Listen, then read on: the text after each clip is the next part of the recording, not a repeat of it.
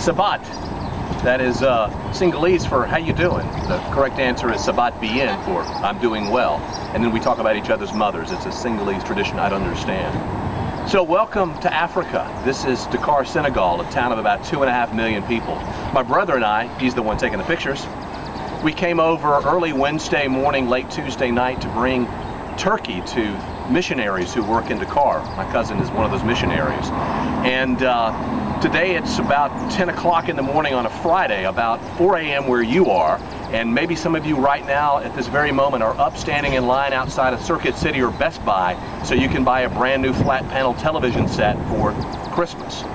There is no Black Friday sales here. There are not that many televisions here either. So we canceled class so I could be here, but what I want to do today is talk a little bit about television. This South African rugby match, which was taped, was the only broadcast television I saw during my 4 days there. I asked some people who live in Senegal about their own television viewing habits. What was the last TV show that you watched? The last TV show? I don't know. You don't have a TV in your house? Not really. Do you miss television? Yes, I miss television. What last time you saw American television? Any sort of live TV? We downloaded a TV show. We watch it once a week. We download Grey's Anatomy and watch it every week. That's about it. But no commercials. But there's nothing local here to watch. No. Do you miss it much? No. Too many other things to do. Too many other things. That's my cousin Fran. She works at Dakar Academy, a school for American children whose parents are missionaries living across Africa. One of the things she says she likes about living in Africa is not having to watch television. She also doesn't like very much commercials. Well, you don't get commercials when you're taking stuff off the internet or just watching DVDs. I will tell you this, in this podcast, though, you are getting a commercial. This part of the podcast is brought to you by the furniture makers of Senegal. Yes, they make their furniture in side streets a few blocks away in downtown. They don't have showrooms. They just bring their furniture along the streets. You can drive a mile and a half, and we'll see some trash, but also see some very nice furniture. Stop by, make a deal, be ready to haggle, because the furniture makers of Senegal love to haggle. When you take a class in video production, like at the College of Noonkok, which is a picture shown here, they'll teach you to write words that match what's on the screen.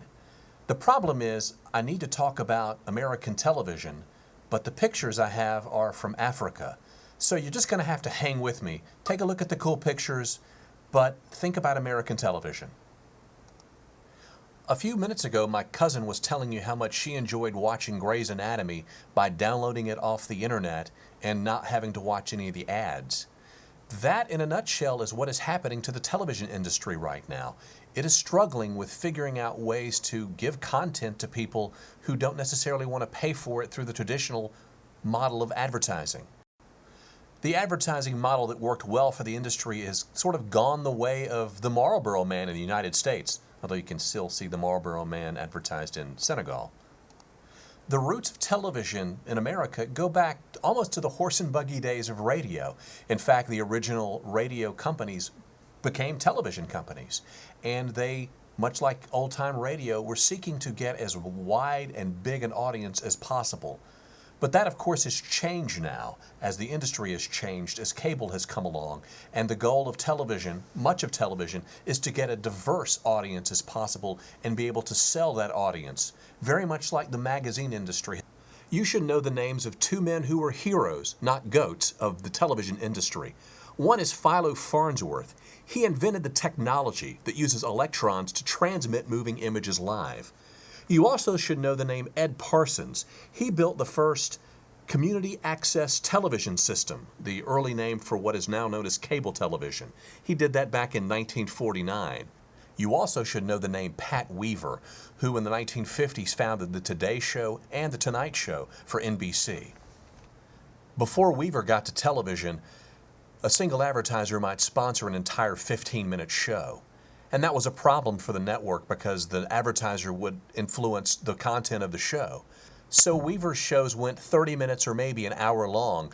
A single advertiser couldn't handle the cost for that much. So the network paid for the costs of the show, and they were able to spread out the costs and make more money by having multiple advertisers. And that worked for a very long time for television. The problem, though, is that people are zapping past ads, so some television shows are returning to product placement.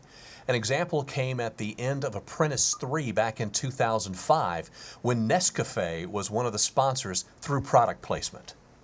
You also should know about the menu of different types of television broadcasters.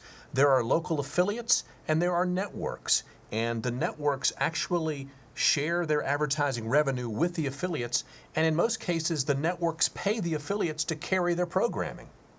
You also should know something about the infrastructure of television, how it uses the radio waves that we talked about in the radio chapter to send both video and audio signals. You also should know that television, traditional television, uses an interlacing technique to be able to fill the screen. 30 times a second, the video screen is filled across a horizontal plane, half the screen and then the other half of the screen. That's how you can sort of see the flicker sometimes. But television, like nearly every other mass communication, is becoming a digital medium. In February 2009, the Federal Communications Commission is requiring every broadcast, every over-the-air broadcast, to be made in a digital format. What that means is you'll get a better picture. It means you have to have a new TV set to see that picture. And it means that a lot of the radio wave frequency that has been used for television broadcasting will be auctioned off, so those waves can be used for other telecommunication purposes. What we love about television, what makes us smile, is that TV entertains us the way no other mass media does. But the road is changing for television because of the new technology that lets us watch what we want to watch whenever we want to watch it, pretty much wherever we want to watch it. Television used to be simple when there were 3 broadcast networks. They would put stuff on and either you watched it or you didn't watch TV at all. But now we've got hundreds of networks broadcasting hundreds of different shows, each trying to attract its own niche market to sell ads to those people who live in that niche. More people than ever are watching television, but fewer are watching the same shows. That means it's a bumpy road ahead for the networks, about as bumpy as this road right here on the savannah, the plains of Africa, about 60 miles south of Dakar and pretty close to the ocean. Now these trees you might recognize from Rafiki's house in The Lion King. These are called baobab trees. One African tradition says that God let every animal plant a tree, and the hyena planted a tree upside down as a joke. Another tradition says that this used to be the prettiest tree in Africa, but because of its vanity, God punished it by planting it upside down so all you could see were the roots.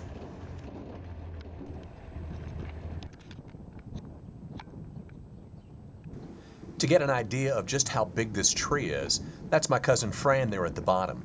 We walked around this tree. It was 37 steps around. It is a big honkin' tree. Now what it has to do with mass communication is this. The tradition also goes, people who had muses, the artists, the songwriters, the poets, were buried in these things so their spirits would circulate and others would have the muse. This is how they appreciated their mass communicators. Like a baobab, television seems to tower over everything. They both create legends, and they both serve as landmarks across the horizon. But just as the wood from a baobab isn't good for burning or building anything, television has its limits too. A baobab tree sucks up the surrounding water, which isn't good for the things around it.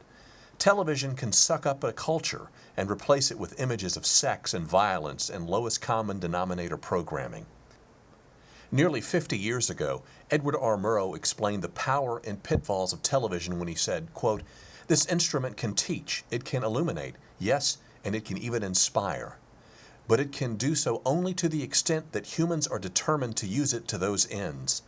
Otherwise, it is merely wires and lights in a box." And I close with the closing of Edward R. Murrow. Good night and good luck.